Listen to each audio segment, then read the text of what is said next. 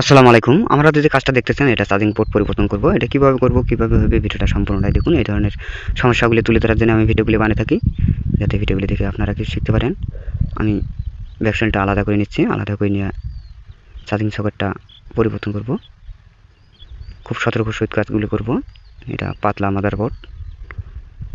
আমি ব্যাকসাইডটা আলাদা করে নিচ্ছি।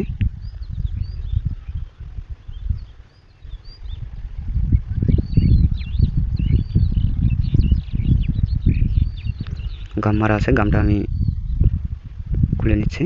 তোলানি শেষ। স্ক্রুগুলো খুলিয়ে মাদারবোর্ডটা আলাদা করে নিয়ে আপনাদেরকে প্র্যাকটিক্যালি কাজ করে দেখাচ্ছি।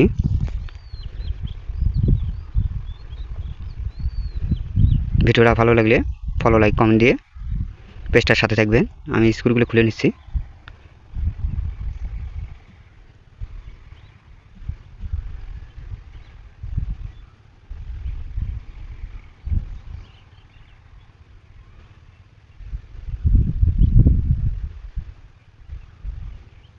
স্ক্রুগুলো খোলা পর্যন্ত অপেক্ষা করব। খোলানি শেষ। আমি সাউন্ড বারটা আলাদা করে নিচ্ছি। খুব সতর্ক সহিত কাজগুলো করব যাতে ডিসপ্লে ক্ষতিগ্রস্ত না হয়। ডিসপ্লের মধ্যে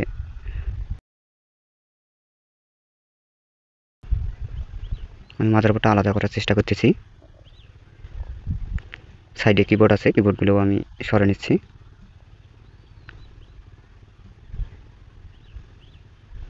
কিবোর্ডগুলো আলাদা করে নিচ্ছি।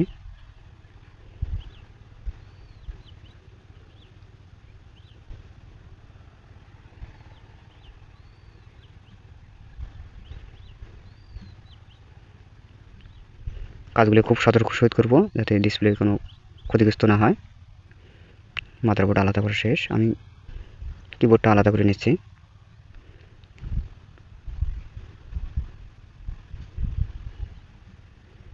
কাজগুলো খুব সতর্ক সহিত করব। পাতলা মাদারবোর্ড। আমি চার্জিং সকেটটা তুলে নিচ্ছি। তুলে নিয়ে নতুন একটা চার্জিং সকেট বসে দেবো।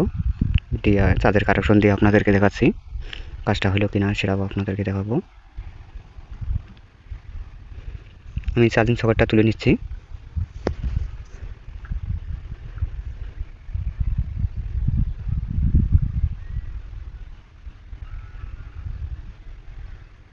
তোলানি শেষ। আমি সুন্দর করে সোল্ডারিং করে নিচ্ছি। পরবর্তী যেন ছুটে না যায়, ভালোভাবে চার্জিং সকেটটা বসে দেবো।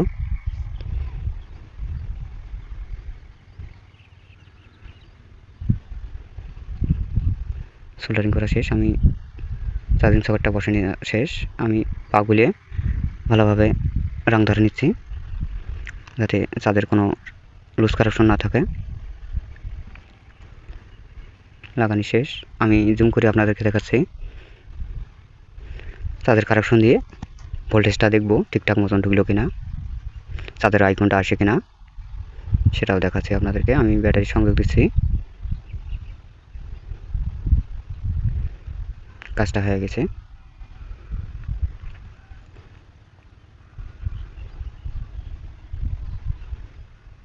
চার্জের কানেকশন পেয়ে গেছে। আমি ফিটিং করে নিচ্ছি। ফিটিং করে নিয়ে